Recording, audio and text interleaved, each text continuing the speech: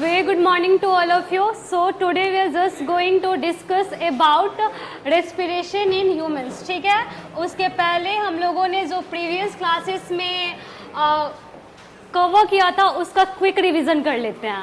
Previous classes में हमने क्या पढ़ा था कि रेस्पिरेशन क्या होता है, ठीक है, फिर इसका इम्पोर्टेंस क्या है, ये कैसे होता है हम लोगों ने नहीं डिस्कस किया था. कितने टाइप्स होता है ये हम लोगों ने देखा था. तो वहां पे हम लोगों ने रेस्पिरेशन का दो टाइप देखा था. एक हमारा क्या था, एरोबिक रेस्पिरेशन, और दूसरा हमारा क्या था, एनारोबिक रेस्पिरेशन. ठीक है, और एरोबिक रेस्पिरेशन और एनारोबिक रेस्पिरेशन दोनों एक दूसरे से कैसे अलग थे. ऑक्सीजन के प्रेजेंस में जब हमारा फूड ब्रेक हो रहा था और उससे लार्ज अमाउंट में एनर्जी निकल रही थी, उस रेस्पिरेशन को हम लोग क्या बोलते थे, एरोबिक रेस्पिरेशन. और ऑक्सीजन के एब्सेंस में या फिर ऑक्सीजन के लैकनेस में जब फूड की ब्रेकडाउन हो रही थी और उससे बस बहुत ही कम अमाउंट में हमारा एनर्जी प्लस उसके साथ साथ कुछ हार्मफुल चीजें भी, ठीक है, रिलीज हो रहा था, तो उसको हम लोग क्या बोलते थे, उसे हम लोग एनारोबिक रेस्पिरेशन बोलते थे. जैसे कि अगर हम लोग ह्यूमन सेल्स में देखें तो एनारोबिक रेस्पिरेशन में क्या हार्मफुल चीज रिलीज होता था, लैक्टिक एसिड. अगर वही लैक्टिक एसिड कहीं पे ज्यादा एक्युमुलेट हो जाता है तो क्रैम्प्स होने लगता है, मतलब पेन होने लगता है. ठीक है, जैसे कि जिम उम करके आने के बाद जब हम लोग फर्स्ट टाइम रनिंग करते हैं या फिर मतलब ज्यादा काम करने का कोई आदत वादत नहीं होता है हैवी चीज को कैरी करने का, लेकिन अगर हम लोग कर लेते हैं तो यहाँ पे दर्द होने लगता है ना, हाँ, अजीब सा मसल क्रैम्प्स जैसा फील होता है ना. वो क्यों होता है, क्योंकि जब हम लोग कोई भी काम करते हैं हमें एनर्जी ज़्यादा चाहिए होता है और उस ज़्यादा एनर्जी के लिए हमें ज़्यादा ऑक्सीजन चाहिए और उतना ज़्यादा हम लोग ऑक्सीजन नहीं ले पाते हैं. तो क्या होता है कि ऑक्सीजन की लैकनेस में हमारे फूड की ब्रेकडाउन हो जाती है और इस वजह से वहाँ पे किस चीज़ की फॉर्मेशन हो जाती है, लैक्टिक एसिड. और वही जब कहीं पे एक्युमुलेट हो जाता है मसल सेल्स में तो वही क्या करता है, मसल्स क्रैम्प करवाता है जिससे हमें पेन वगैरह होता है. ठीक है, क्या फिर मसल क्रैम्प्स का ट्रीटमेंट क्या होता है, तो गर्म पानी वगैरह से हम वहाँ पे उसको बात करेंगे तो क्या होगा कि हमारा ब्लड सर्कुलेशन तेज हो जाता है और जब ब्लड सर्कुलेशन तेज हो जाएगा तो ऑक्सीजन वहाँ पे जल्दी जल्दी जाएगा और ऑक्सीजन के प्रेजेंस में वो जो लैक्टिक एसिड जो कि इनकम्प्लीट ग्लूकोज का ये था प्रोडक्ट था वो हमारा कंप्लीटली ब्रेक हो जाएगा और वो मसल क्रैम्प से हमें मतलब छुटकारा मिल जाएगा. यही सब हम लोग देखे थे प्रीवियस क्लास में. आज हम लोग देखेंगे कि हमारे अंदर जो रेस्पिरेशन होता है वो कैसे होता है. जो एयर को हमें पता है कि ब्रीदिंग करते हैं तो हम एयर को इनहेल करते हैं, ऑक्सीजन को इनहेल करते हैं और वही ऑक्सीजन क्या होता है, वही ऑक्सीजन जब सेल्स के अंदर जाता है तो फूड को ब्रेक करके उससे एनर्जी निकालता है और उसे ही हम लोग रेस्पिरेशन बोलते हैं. ठीक है, तो यही सब मैकेनिज्म हम देखेंगे कि एयर कैसे एंटर करता है हमारे बॉडी में. ठीक है, फिर सेल के अंदर जाके क्या क्या होता है, किस चीज की फॉर्मेशन होती है. तो फर्स्ट हमारा क्या है, फर्स्ट हमारा देखो red colour, respiration in humans animals.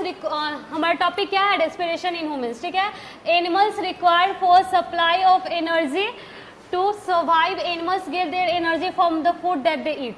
ये तो बस सिंपल सा बात बोला जो हम लोग क्लास 6-7 में भी देखे हैं. क्या बोला ये कि जितने भी एनिमल्स हैं उन्हें एनर्जी चाहिए सर्वाइव करने के लिए. ठीक है, इस अर्थ पे जिंदा रहने के लिए. बिना एनर्जी का कोई जिंदा नहीं रह सकता है और उस एनर्जी को लेने के लिए वो एनर्जी कहाँ से मिलता है, तो वो एनर्जी हमें फूड से मिलता है. ठीक है, फिर क्या बोल रहा है, oxygen enters in the body through the air और water and the carbon dioxide eliminated from the body and this is called gases exchange. और ये किसके थ्रू होता है, तो ये हमारा डिफ्यूजन के थ्रू होता है. ये वाला स्टेटमेंट क्या बोल रहा है, ये यही बोल रहा है कि जो ऑक्सीजन होता है वो हमारे बॉडी के अंदर जाता है ना. ठीक है, कार्बन डाइऑक्साइड को हम लोग एक्सेल करते हैं, बॉडी से एलिमिनेट करते हैं. ठीक है, तो इस प्रोसेस को हम लोग क्या बोलते हैं, गैसेस एक्सचेंज. और ये किसके हेल्प से होता है, डिफ्यूजन के हेल्प से ही ना. हाँ, डिफ्यूजन की वजह से नहीं, एयर हमारा हाई कंसंट्रेशन से लोअर कंसंट्रेशन, जैसे ऑक्सीजन की अमाउंट जब हमारे एटमोस्फेयर में हमारे अंदर के कंपेयर में ज्यादा रहता है तभी ना हम उस ऑक्सीजन को इनहेल कर पाते हैं और कार्बन डाइऑक्साइड ज्यादा रहता है एटमोस्फेयर के कंपेयर में तो उसे हम लोग क्या करते हैं, एक्सेल कर लेते हैं. और ये सब क्या है, ये सब डिफ्यूजन है. तो यही बोल रहा है कि जो ऑक्सीजन अंदर जाता है कार्बन डाइऑक्साइड को जो एग्जिट करते हैं उसे हम लोग क्या बोलते हैं, गैसेस एक्सचेंज करना. ऑक्सीजन को अंदर लिए कार्बन डाइऑक्साइड को बाहर कर दिए तो क्या एक्सचेंज ही ना कर रहे हैं. और ये किसके हेल्प से होता है, तो ये हमारा डिफ्यूजन के हेल्प से होता है. Got it. फिर हमारा क्या है, फिर देखो gases exchange take place by diffusion organs of the body that carry function of gases exchanges is called respiratory organs. gases exchange जितना भी होता है वो सब किसके वजह से होता है, सब डिफ्यूजन के वजह से होता है। और जो भी बॉडी का ऑर्गेन्स जो ये डिफ्यूजन को कैरी करता है, जो गैसेस एक्सचेंज करवाता है, उसे हम लोग क्या बोलते हैं, उसे हम लोग रेस्पिरेटरी ऑर्गेन्स बोलते हैं। जैसे हमारा जो एल्बोली होता है, वो जो बैग लाइक स्ट्रक्चर, वहां पे क्या होता है, डिफ्यूजन के थ्रू ही ना ऑक्सीजन वहां से हमारा ब्लड में जाता है। हाँ, तो जितना भी ऑर्गेन्स, ठीक है, जो कि गैसेस एक्सचेंज में हेल्प करते हैं, उन्हें हम लोग क्या बोलते हैं, उन्हें हम लोग रेस्पिरेटरी ऑर्गेन्स बोलते हैं। ठीक है, इसमें किसी को कोई डाउट है? नहीं है ना? फिर देखो thin walls for easy diffusion and exchange of respiratory gases. अब ये जो ऑर्गेन्स होते हैं जिसके थ्रू डिफ्यूजन होता है, गैसेस की एक्सचेंज होता है, तो क्या अगर वो मोटा होगा तो हो पाएगा? अगर जैसे कि मेरा जो मैंने अभी बोला कि जो एल्बोली होता है, जो बैग लाइक स्ट्रक्चर होता है, जो कि हमारा डिफ्यूजन करवाता है, गैसेस की एक्सचेंज करवाता है, ऑक्सीजन को ब्लड में सप्लाई करता है और ब्लड के कार्बन डाइऑक्साइड को अपने अंदर लेता है, फिर उसको बाहर निकालता है, होता है ना? तो वो जो डिफ्यूजन प्रोसेस हो रहा है वो हमारा एल्बोली के थ्रू हो रहा है। क्या अगर एल्बोली का जो वाल होगा वो पूरा मोटा सा होता तो ये डिफ्यूजन प्रोसेस हो पाता? नहीं हो पाता ना। हाँ, तो जितने भी रेस्पिरेटरी ऑर्गन्स है जहाँ पे डिफ्यूजन होता है, तो डिफ्यूजन को इजिली इजिली करवाने के लिए उसका वाल कैसा होता है, बहुत थीन होता है, बहुत पतला होता है कि कुछ भी उसके क्रॉस कर जाए। समझ आया? किसी को कोई डाउट नहीं है ना? फिर देखो द रेस्पिरेटरी ट्रैक्ट, यहाँ पे द रेस्पिरेटरी ट्रैक्ट, जैसे कि रेस्पिरेटरी ट्रैक्ट का मतलब क्या हुआ, द रेस्पिरेटरी पाथ, रास्ता। ठीक है, कैसे सांस कैसे ऑक्सीजन जाता है, सेल तक कैसे पहुंचता है, उसके लिए उसको बहुत सारे स्टेप्स करना पड़ता है, बहुत सारे पाथ्स को क्रॉस करके जाना पड़ता है। तो ये चीज यहाँ पे मेंशन किया गया है। ठीक है, फर्स्ट हमारा क्या है, फर्स्ट हमारा एयर जो होता है वो कहाँ पे एंटर करता है, नोस्ट्रिल्स में। अब ये नोस्ट्रिल्स क्या होता है ये सब हम लोग अभी डिटेल्स में पढ़ेंगे। ठीक है, ये जो ओपनिंग होता है ना, जो नोज का जो लोअर एंड में जो ओपनिंग होता है, जो दो होता है यहाँ पे, उसी को हम लोग क्या बोलते हैं, नोस्ट्रिल्स बोलते हैं। ठीक है, फिर यहीं पे जो अंदर में ऑन इवन टाइप के जो चेम्बर होता है, ये वाला, ठीक है, समझ में आ रहा है, ये वाला, इसको हम लोग क्या बोलते हैं, नसल चैम्बर बोलते हैं। फिर हमारा ये क्या है, पैरनिक्स है, जो कि हमारा कॉमन पार्ट है, ये वाला रीजन, जहां से देखो ओरल कैविटी से क्या आ रहा है, ओरल कैविटी भी यहाँ पे ओपन हो रहा है, यहाँ से नसल चैम्बर भी ओपन हो रहा है, इसका कॉमन पार्ट है। यहाँ पे फूड भी एंटर करेगा, एयर भी एंटर करेगा।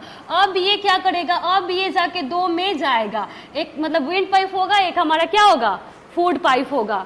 समझ में आया ना ये सब? इसको इरेज कर दे रहा।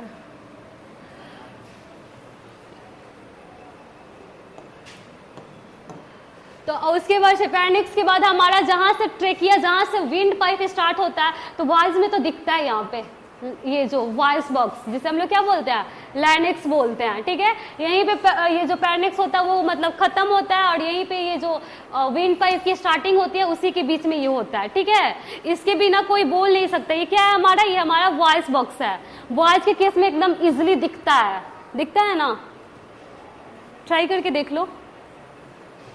फिर हमारा क्या है, ट्रेकिया है। ठीक है, फिर हमारा जो विंड पाइप का अल्टरनेट नाम क्या है, हमारा विंड पाइप का अल्टरनेट नाम हमारा ट्रेकिया है।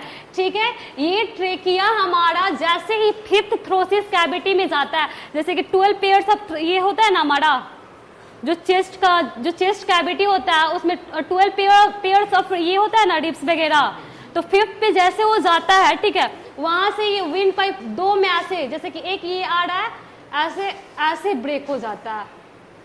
ये ट्रेकिया का ही क्या है, एक्सटेंशन है, और इसे हम लोग क्या बोलते हैं, इसे हम लोग ब्रोंचस बोलते हैं। समझ में आया? और ये ब्रोंचस फिर देखो ऐसे टूटेगा, ऐसे, फिर ये ऐसे, फिर यहाँ पे बहुत सारा इसका ब्रांचेस बनेगा। तो जो ट्रेकिया का फर्स्ट ब्रांच होता है उसे हम लोग क्या बोलते हैं, ब्रोंचस बोलते हैं। फिर क्या आता है हमारा ब्रोंची आता है, उसके बाद हमारा क्या आता है ब्रोंचियोल्स आता है जो कि इसका टर्शरी डिवीजन है। और ब्रोंचियोल्स का जो टर्मिनल पोजीशन होता है वहीं पे हमारा बैग लाइक स्ट्रक्चर की फॉर्मेशन हो जाती है जिसे हम लोग क्या बोलते हैं एल्वोली बोलते हैं, ठीक है। और ये जो विंड पाइप है, जो ट्रेकिया है हमारे, ये जो ब्रांचेस में डिवाइड होता है वो कहाँ डिवाइड होता है, तो लंग्स के अंदर डिवाइड होता है।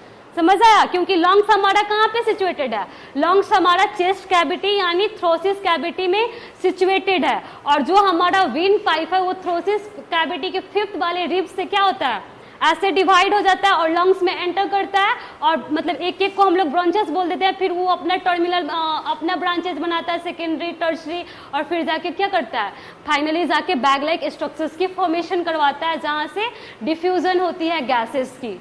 समझ आया, ये पूरा मैकेनिज्म समझ आया कि क्या क्या होता है। एक बार फिर से बता रही हूँ, ये जो नोज दिख रहा है, ठीक है, तो जो ये लोअर एंड में जो 2 ओपनिंग है उसे हम लोग क्या बोलते हैं नोस्ट्रिल्स, और इसी के थ्रू एटमॉस्फेयर से एयर क्या होता है हाँ मतलब एंटर करता है हमारे बॉडी में। फिर ये नोस्ट्रिल्स लीड्स करता है नसल चैम्बर को, ये सबको हम लोग क्या बोलते हैं नसल चैम्बर, इसको हम लोग क्या बोलते हैं नसल चैम्बर। ये नसल चैम्बर जाके ओपन होता है पैरनेक्स में, और पैरनेक्स में हमारा ओरल कैविटी का ओरल चैम्बर भी जाके ओपन होता है, ठीक है। फिर इसीलिए इसको हम लोग बोलते हैं कि कॉमन पार्ट है फूड के लिए भी और एयर के लिए भी, क्योंकि फूड और एयर दोनों यहाँ पे मिलता है। लेकिन फिर पैरनेक्स क्या करता है वो 2 भाग में ऐसे डिवाइड हो जाता है, एक विंड पाइप बना लेता है, एक हमारा क्या बना लेता है ऑसोफेगस बना लेता है यानी फूड पाइप बना लेता है, ठीक है। और फूड पाइप में वो फूड एंटर करता है और विंड पाइप में विंड एंटर करता है, ठीक है। और इसका भी बहुत सारे यहाँ पे लॉजिक है कि मान लो कि विंड पाइप में फूड भी तो एंटर कर सकता है ना स्वेलिंग के टाइम में, तो वहाँ पे कैप वगैरह होता है, तो ये सब हम लोग अभी आगे पढ़ेंगे, ठीक है। अभी समझ लो कि पैरनेक्स से 2 या से 2 ट्यूब्स आता है, एक हमारा विंड पाइप होता है, एक हमारा क्या होता है फूड पाइप होता है। उसके बाद से अभी हम लोग रेस्पिरेशन को पढ़ रहे हैं तो विंड पाइप को देखेंगे। तो विंड पाइप और पैरनेक्स के बीच में एक ऐसे टाइप्स का स्ट्रक्चर्स आता है जिसे हम लोग क्या बोलते हैं लैंडेक्स बोलते हैं यानी वॉइस बॉक्स बोलते हैं, उसी की वजह से हम लोग बोल पाते हैं। समझ आया। फिर हमारा विंड पाइप लॉन्ग्स में जाके 2 भाग में डिवाइड होगा, एक को हम लोग ब्रांचेस बोलेंगे और फिर वो ब्रांचेस जो होता है वो भी अपना ऐसे डिवीजन, जैसे रूट को तुम लोग देखते हो ना, एक मेन रूट होता है, फिर एक ऐसे, फिर रूट के अंदर ही रूट ऐसे नहीं होता है, तो सेकेंडरी टर्शरी ब्रोंचियोल्स ऐसे ही बनाएगा और फाइनली बैग लाइक स्ट्रक्चर्स बना लेता है जिसे हम लोग एल्वोली बोल देते हैं। समझ आया। ये सब स्ट्रक्चर्स भी यहाँ पे दिख रहा है। ये हमारा क्या है, ये ओपनिंग ये नोस्ट्रिल्स है, ये क्या है तो नसल कैविटी है यानी नसल चैम्बर है। ये हमारा क्या है तो पैरनेक्स और इसके बीच में विंड पाइप के बीच में एपिग्लोटिस, ये हमारा लैंडेक्स है, ये हमारा ट्रैकिया है, ठीक है। ये हमारा प्राइमरी ब्रांचेस है जो भी एंटर किया है, ये लेफ्ट लॉन्ग्स, ये राइट लॉन्ग्स तो पता ही है। और उसके बाद से पता है ट्रेकिया जो हमारा होता है ना, ऐसे मैंने उसको मेंशन किया वहीं पे पढ़ाऊंगी। अब देखो, अब हम एक एक के बारे में डिटेल्स में पढ़ेंगे, ठीक है। जितना भी रेस्पिरेटरी ट्रैक्ट्स के बारे में अभी हम लोगों ने देखा उसको डिटेल्स में पढ़ेंगे कि उसका काम क्या होता है, किस लिए वो प्रेजेंट है, किस लिए उसको हम लोग रेस्पिरेटरी ऑर्गन्स में रखते हैं। ये नेशनल कौन लिख दिया यार, नसल चैम्बर, ठीक है। नसल chamber the respiratory tract of a human's respiratory systems begins from a pair of external nostrils situated at the lower end of nose, the air. The air enters through the nostrils and reaches into the nasal cavities. ये क्या बोल रहा है कि अगर हम human respiratory system को देखेंगे तो उसका जो रेस्पिरेटरी ट्रैक्ट है, जो उसका रेस्पिरेशन का रास्ता है, वो कहाँ से स्टार्ट होता है तो वो स्टार्ट होता है हमारा नोस्ट्रिल से। और ये नोस्ट्रिल कहाँ प्रेजेंट होता है तो नोज के लोअर एंड पे प्रेजेंट होता है, और ये हमेशा 2 होता है, मतलब एक पेयर होता है। Got it. यही चीज यहाँ पे ये बोला है, ठीक है। उसके बाद the 2 nasal cavities are separated from each other with the help of a septum that is made up of hyaline cartilage। और ये जो हमारा नोस्ट्रिल्स है वो किसको लीड करेगा, नसल चैम्बर को लीड करेगा। और ये दोनों नसल चैम्बर एक दूसरे से सेपरेट रहते हैं, सेपरेट रहते हैं ना, मिक्स नहीं ना रहते हैं, सेपरेट रहते हैं। तो किसके हेल्प से सेपरेट रहते हैं तो वो हमारे हाइलिन कार्टिलेज, क्या लिखा है हाइलिन कार्टिलेज के हेल्प से सेपरेट होता है, ठीक है। ये कार्टिलेज क्या होता है, तो क्लास 9 में पढ़े होगे जब एनिमल टिश्यू पढ़ रहे होगे, उसमें कनेक्टिव टिश्यू, उसी में कनेक्टिव टिश्यू में या फिर किसमें कुछ मतलब पढ़े होगे वहां पे तुम लोग कार्टिलेजेंस के बारे में, ठीक। बोन्स के बारे में जब पढ़ रहे होगे ना तो वहां पे पढ़े होगे। तो जो कार्टिलेजेंस जो होता है वो क्या होता है, बहुत सॉफ्ट होता है, ठीक है। ऐसे उसको फोल्ड करो, मतलब फोल्ड करने टाइप में इधर लेके जाओ उधर लेके जाओ चला जाता है, फ्लेक्सिबल होता है। जबकि हमारा बोन्स फ्लेक्सिबल होता है, नहीं होता है। तो जो हमारा जो नसल चैम्बर है वो सेपरेटेड है किसके हेल्प से, तो सेप्टम के हेल्प से। और वो सेप्टम किस चीज से बना हुआ होता है, तो वो सेप्टम हमारा हाइलिन कार्टिलेज से बना हुआ होता है। तो कार्टिलेज क्या होता है, तो सॉफ्ट, बहुत सॉफ्ट होता है, बोन्स के कंपेयर में वो बहुत सॉफ्ट होता है, उसको कहीं भी फोल्ड वोल्ड कर सकते हैं। गॉट इट, ट्राई करके देख सकते हो। अभी तो जो भी हम लोग ह्यूमन फिजियोलॉजी के बारे में पढ़ते हैं वो सब ट्राई कर सकते हैं। The nasal pouch is lined by a ciliated epithelium and mucus secreting cells so that the inspired air become moistened and dust free। जो हमारा ये नसल पैसेज, नसल चैम्बर है, उसके अंदर अगर देखोगे तो सिलिएटेड इपिथेलियम मिलता है। अब ये सिलिएटेड इपिथेलियम क्या होता है, इपिथेलियल टिश्यू पढ़े हो ना क्लास 9 में, हाँ, इस टाइप का सिलिया लाइक स्ट्रक्चर। जैसे पैरामीशियम में सिलिया होता है ना, उस सिलिया का काम क्या होता है, फूड अगर दूर पे है तो उसको ऐसे ऐसे करके अपने माउथ के पास लेके आता है। पैरामीशियम, सिलिया का काम क्या होता है, जैसे कि तो ये सिलिया हमारा नसल पैसेज में प्रेजेंट होता है, ठीक है। ये क्या करता है कि मान लो कि कोई डस्ट पार्टिकल्स ईयर्स के थ्रू हमारे नोज में एंटर कर गया, नोस्ट्रिल्स में एंटर कर गया, तो हमारे लंग्स तक जा सकता है। और अगर हमारे लंग्स में डस्ट पार्टिकल्स जाएगा तो वो तो बहुत ज़्यादा हार्म कर सकता है हमको, बहुत मेजर डिजीजेस करवा सकता है। तो उसको प्रिवेंट करने के लिए हमारे नसल पैसेज में सिलिएटेड इपिथेलियम होता है, जिसका काम क्या होता है कि अगर डस्ट पार्टिकल्स है तो उसको धक्का मार मार के क्या करता है, बाहर निकाल देता है, उसको ट्रैप कर लेता है खुद ही, और फ्रेश एयर, मतलब जो डस्ट क्लीन एयर होता है उसी को अंदर जाने देता है। प्लस यहाँ पे म्यूकस सेल होता है। म्यूकस सेल क्या होता है कि ऐसे क्या बोलते हैं, म्यूकस सिक्रेटिंग सेल्स होता है। ऐसा सेल होता है जो कि म्यूकस सिक्रेट करता है। म्यूकस कैसा होता है, व्हाइट कलर का होता है, एकदम चिपचिपा टाइप का, ठीक है। उसका काम क्या होता है, उसका काम होता है कि जैसे कि जो एयर हमारे एटमॉस्फेयर से जाता, वो हॉट एयर भी हो सकता है ना। अगर हॉट एयर लंग्स में जाएगा तो लंग्स को डैमेज कर सकता है, तो उसको क्या करता है, मॉइस्ट करता है। प्लस जो हमारा डस्ट पार्टिकल्स वगैरह होता है उसको ट्रैप करने में भी ये भी कहीं ना कहीं हेल्प करता है। समझ आया। तो अभी हम लोगों ने देखा कि नसल चैम्बर में ciliated epithelium plus mucus secreting cell present है। क्यों प्रेजेंट है, ताकि वो चाहते हैं कि जो हम लोग एयर हमारे लंग्स में जाए वो फ्रेश एकदम अच्छा एयर जाए, ठीक है, वो हमारे लंग्स को कहीं से भी हार्म ना करे। उसके लिए वो क्या करते हैं, तो जो जस्ट डस्ट पार्टिकल्स होता है उसे ट्रैप कर लेते हैं, प्लस म्यूकस को सिक्रेट करके जो हॉट एयर होता है उसे वो लोग कूल कर देते हैं, ठीक है, मॉइस्ट कर देते हैं। गॉट इट, समझ आया ना ये सबको। फिर देखो यहाँ पे फिगर के थ्रू भी यही दिखाया है कि ये हमारा क्या है, नोस्ट्रिल्स है, ये हमारा नसल कैविटी है। यहीं पे सिलिएटेड ऐसे इपिथेलियम प्रेजेंट होता है जो डस्ट पार्टिकल्स को ट्रैप कर लेता है। म्यूकस सिक्रेटिंग सेल, जो म्यूकस व्हाइट टाइप का लिक्विड एकदम चिपचिपा टाइप का होता है, उस टाइप का चीज की सिक्रेशन करवाता है, ठीक है।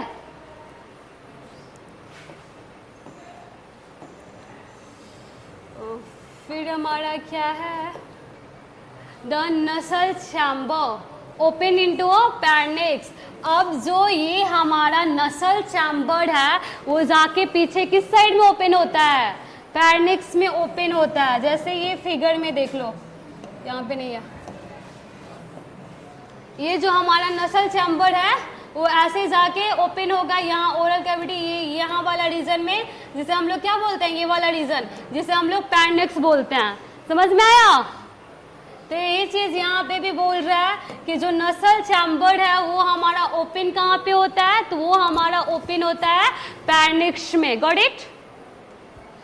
अब देखो पैरनेक्स क्या होता है, the pharynx is a short vertical tube. ये बहुत ही छोटा और ऐसे वर्टिकल ट्यूब जैसा होता है। Got it. The pharynx is a common passage for both wind pipe and food pipe. ये तो मैंने अभी स्टार्टिंग से ही बताते आ रही हूँ कि जो फेर्निक्स क्या होता है, कॉमन पार्ट होता है। यहाँ पे विंड भी आ सकता है और फूड्स भी आ सकता है, ठीक है, फूड्स और विंड्स दोनों यहाँ पे आ सकते हैं। That's why it is considered as a common passage for both wind pipe and food pipe. समझ आया? फिर हमारा wind pipe is covered by a cartilaginous flap tissue called epiglottis. अभी ये वाला बात आया, यहाँ पे मेंशन किया है, नहीं मेंशन किया? हाँ किया है यहाँ पे। अब देखो जो पैरनेक्स जो हमारा होता है, ठीक है, मान लो कि ये हमारा पैरनेक्स है, ठीक है, ये तो यहाँ पे दोनों फूड भी होगा प्लस हमारा एयर भी होगा ना, ठीक है।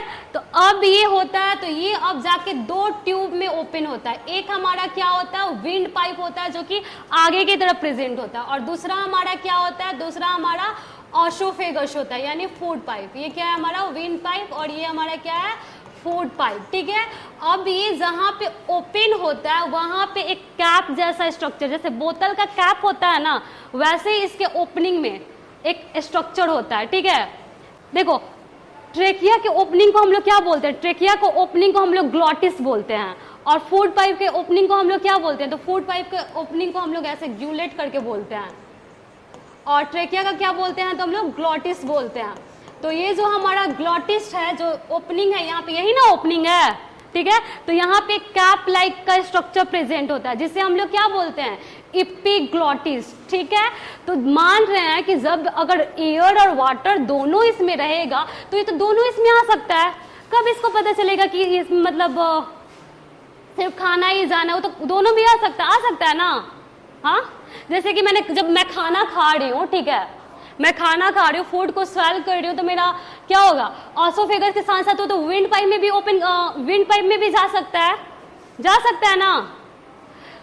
तो इसी चीज को प्रिवेंट करने के लिए यहाँ पे ये कैप लाइक स्ट्रक्चर होता है, जिसे हम लोग क्या बोलते हैं, एपिग्लॉटिस। जैसे ही हम लोग फूड को स्वेल करते हैं, उससे घोटते हैं, तो वो कैप खुद ब खुद विंड पाइप को कवर कर लेता है, बंद कर लेता है। तो जब वो बंद हो जाएगा तो खाना उसके अंदर जाएगा, नहीं जाएगा ना। तो ये एक सेंस होता है, एक मैकेनिज्म होता है कि जैसे मैंने खाना खाया, अब उस खाना को मेरे को घोटना है, ठीक है।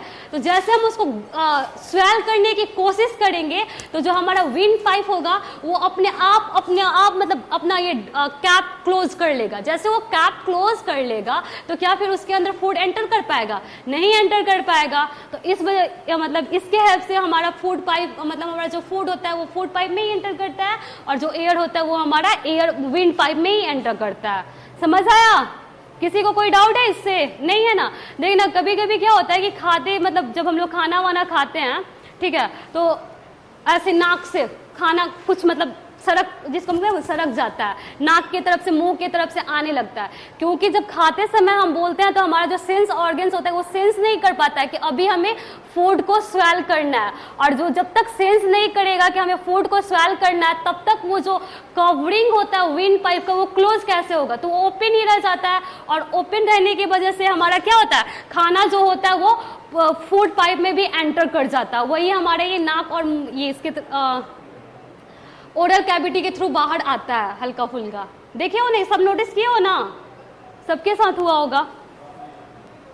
फिर हमारा क्या है, तो ये जो एपिग्लॉटिस वाला जो हमारा ये स्टेटमेंट था कि wind pipe is covered by a cartilaginous flap tissue called epiglottis which will be closed at a time of swelling of food, ठीक है।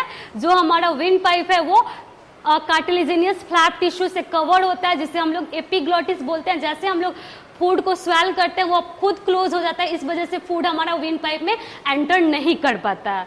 समझ आया? फिर हमारा क्या है, food pipe located behind the wind pipe. जैसे विंड पाइप हमारे आगे की तरफ दिखता है और फूड पाइप उसके पीछे की तरफ होता है। Got it? इसमें किसी को इस स्लाइड से रिलेटेड किसी को कोई डाउट है? नहीं है? कंटिन्यू करते हैं। अब क्या है हमारा, अब हमने पैरनिक्स पढ़ लिया, एपिग्लॉटिस पढ़ लिया, अब हमारा क्या आएगा, ट्रेकिया ही आएगा ना। अब हम लोग ट्रेकिया को देखेंगे। तो ट्रेकिया को हम लोग क्या बोलते हैं, इसका अल्टरनेट नाम क्या है, विंड पाइप। इसके थ्रू एयर हमारे बॉडी के अंदर जाता है। और ये कितना लंबा होता है, तो लगभग 11 सेंटीमीटर इसका लेंथ होता है और 2.5 सेंटीमीटर इसका डायमीटर होता है। समझ आया? 11 सेंटीमीटर इसका लेंथ होता है और 2.5 सेंटीमीटर इसका डायमीटर होता है। फिर it wall have a C shaped incomplete cartilaginous ring. ये जो हमारा ट्रैकिया होता है ना, तो इसके वॉल में ऐसे सी शेप का कार्टिलेजिनियस रिंग रहता है, ऐसे ऐसे ऐसे ऐसे ऐसे पूरा उसको कवर नहीं करता। जैसे कि मान लो ये पाइप है, ठीक है, तो ये पाइप को पूरा चारों तरफ से ऐसे कवर नहीं करता, ऐसे इनकम्प्लीटली कवर करता है, इतना करेगा, ठीक है, इतना करेगा। और वो किस टाइप का रिंग होता है, तो इनकम्प्लीट रिंग, ये इनकम्प्लीट रिंग ही हुआ ना। जैसे कि मान लो ये मेरा फिंगर है जो, वो मान लो कि हमारा विंड पाइप है, ठीक है, तो जो इसमें रिंग होता है वो इनकम्प्लीट होता है। अगर कंप्लीट होता है तो पूरा कवर करता है, इनकम्प्लीट होता है, सी शेप में होता है, बस इतना ही कवर करता है आगे की तरफ से, ठीक है। और वो किस चीज से बना हुआ होता है, तो कार्टिलेजिनियस, क्या है, कार्टिलेजिनियस रिंग होता है, कार्टिलेज से बना हुआ होता है, समझ आया। और वो क्यों होता है, ये रिंग यहाँ पे क्यों होता है, ये इसी वजह से होता है ना कि मान लो कि अगर एयर हमारा ट्रैकिया के अंदर नहीं रहेगा तो वो तो पाइप कोलैप्स भी कर सकता है ना। ऐसे कोलैप्स का मतलब पता है ना, हाँ, कोलैप्स कर सकता है, ठीक है। तो यही जो इनकम्प्लीट कार्टिलेजिनियस रिंग रहता है वो इसको सपोर्ट करता है, उसमें मतलब गैसेस रहे ना रहे उसको कोलैप्स होने से प्रिवेंट करता है। जैसे कि मान लो ये चीज़ है, ठीक, मतलब ये है, अगर इसको हम ऐसे अगर इसको दाब के नहीं रखेंगे, मतलब ऐसे पकड़ के इसको नहीं रखेंगे तो ये तो मे भी कोलैप्स कर सकता है, कर सकता है। तो जो हमारा इनकम्प्लीट कार्टिलेजिनियस रिंग होता है, बस उसका वही काम होता है कि ट्रैकिया को कोलैप्स होने से प्रिवेंट करता है, चाहे उसके अंदर एयर रहे ना रहे। Got it. एयर नहीं भी रहता है तब भी वो कोलैप्स नहीं करता है, क्योंकि it is supported by a incomplete cartilaginous ring. Got it. फिर हमारा क्या है, trachea is a line internally by a ciliated epithelium and mucus secreting cell. जैसे नसल पैसेज में हमारा जो चीज था, सिलिएटेड एपिथेलियम था ना, म्यूकस सिक्रेटिंग सेल था ना, वैसे हमारा ट्रैकिया के अंदर भी होता है, क्योंकि कोशिश करता है कि लंग्स के आने से पहले उसमें जितना भी डस्ट वगैरह है सबको वो मतलब सेपरेट कर पाए। Got it. क्या करेगा सिलेटेड एपिथेलियम, अगर कुछ हमारा डस्ट पार्टिकल नसल चैम्बर को पास भी कर जाएगा तो वो भी हमारा कहाँ जाके फंस जाएगा, तो ट्रेकिया के अंदर जाके फंस जाएगा। समझ आया। फिर trachea runs down the neck and extend into a thoracic cavity at a chest और चेस्ट कैविटी। यही बोले कि ट्रेकिया हमारा ये नेक से रन करके थ्रोसिस कैविटी में ऐसे एक्सटेंड करता है, ठीक है।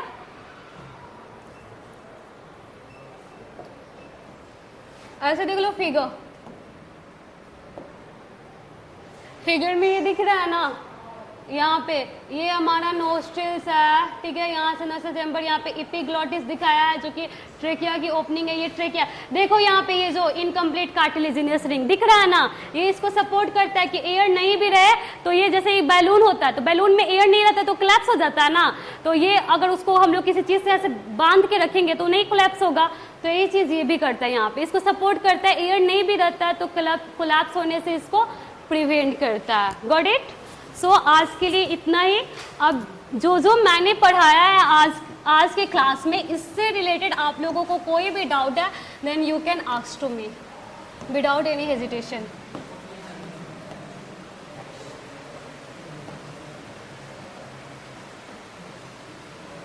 किसी को कोई डाउट है? हाँ,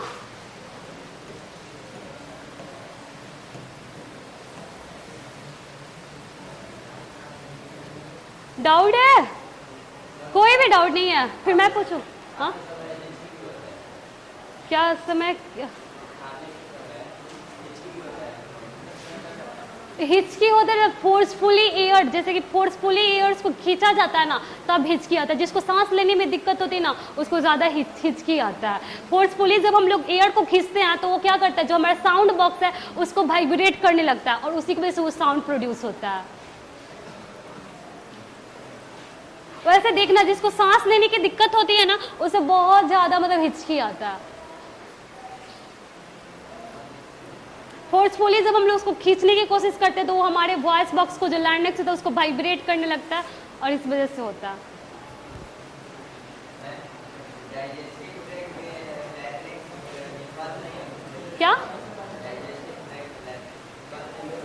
नहीं सुनाई दे रही, यहाँ पे आके पूछो ना, बारिश हो रही है। हाँ, डाइजेस्टिव ट्रैक में नहीं, लैरिंक्स सिर्फ हमारा विंड पाइप में रहता है। हाँ,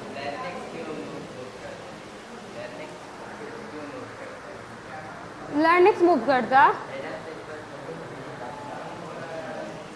वो एक दूसरे से, पाइप एक दूसरे से अटैच है ना, तो तुम ऐसे मतलब स्वेल करते होगे, तो मतलब ऐसे होता है ना कि जैसे कि अगर दो चीज है यहाँ पे, एक को फोर्स करे तो एक इधर से मतलब हिलता है ना, समझ रहे हो ना, वही होता है। वैसे उसका कोई लॉजिक नहीं है।